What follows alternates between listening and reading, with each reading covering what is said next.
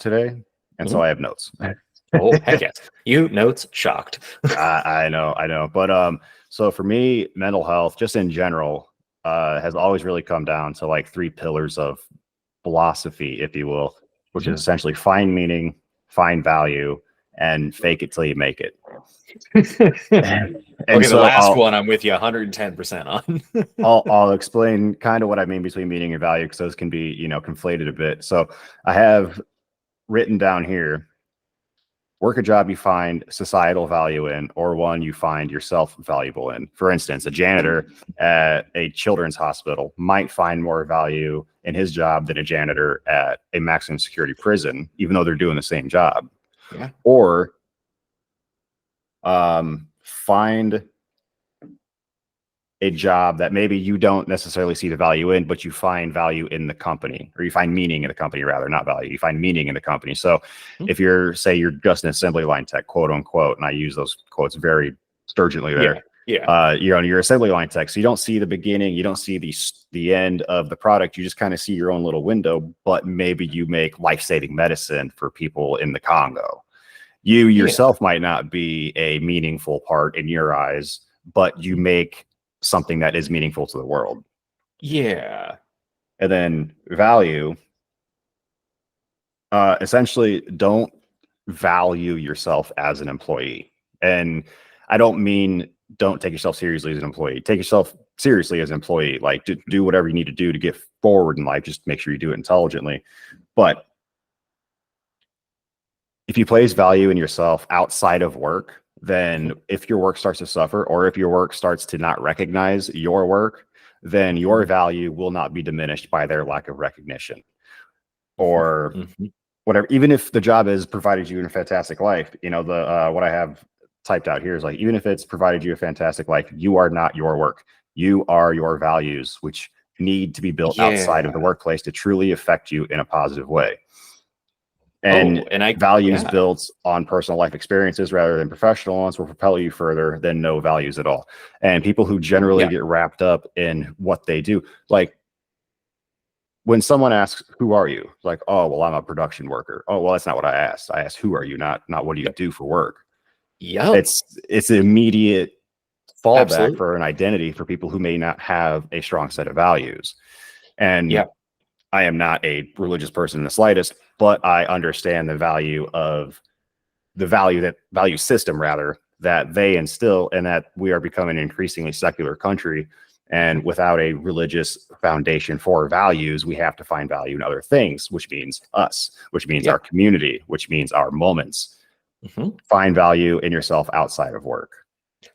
And then to fake it till you make it, honestly, it's exactly what it sounds like. Look, it's cognitive behavioral therapy when you really boil it down to its basic points, right? Like you behave in the way that you behave in a way that the person you want to be would behave.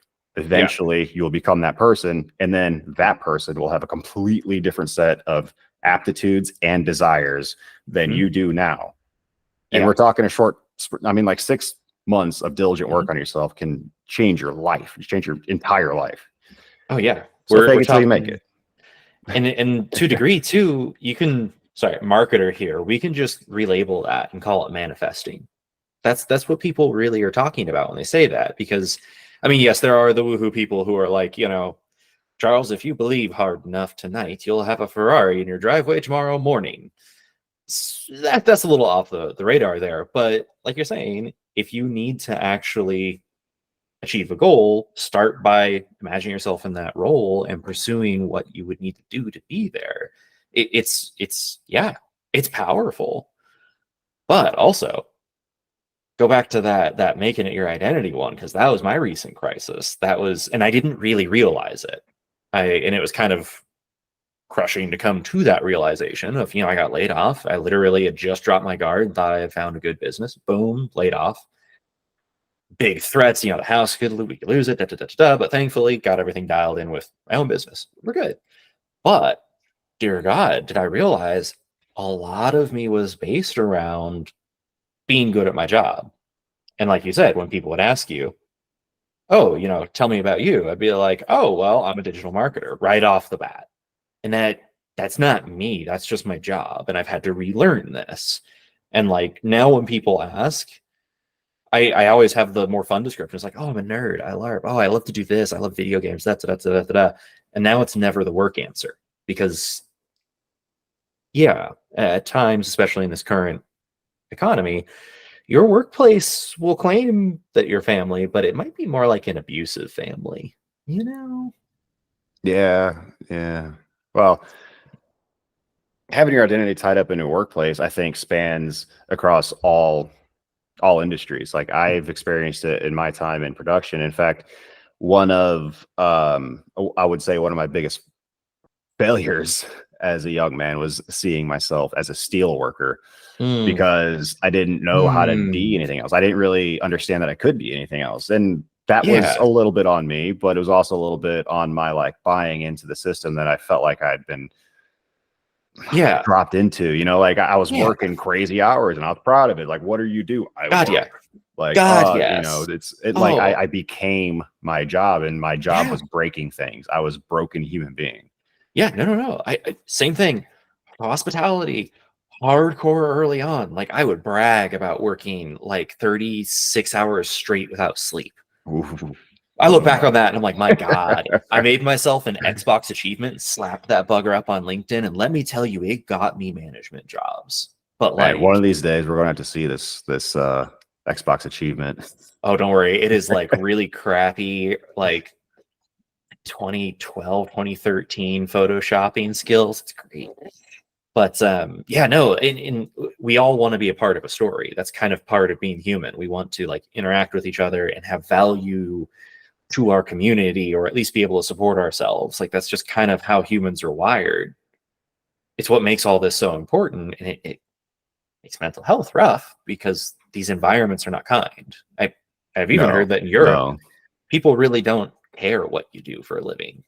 Like when they ask, who are you? And an American responds like, oh, I'm a digital marketer. They're like, "Yeah, okay, what does work have to do with it? Like, who are you? You know? Dude, yeah. The work culture over there is completely different though. I mean, like it's 5 o'clock, you shut Slack off. You Mm, uninstall that bitch. Like you're mm. not an employee at 5 o'clock. You're done. God, And that's that's not for just everyone. Obviously, there's obviously a lot of yeah. outliers there, but that's the people that I've run into. That's kind of what they've said. These are remote workers. I should add that asterisk. The Yeah. remote workers I've met in the UK and stuff, like they have that hard line, Yeah. and I love that. It's that hard boundary. I think that's another thing that we can Oh, I think we yes. can throw in here for employees Mhm.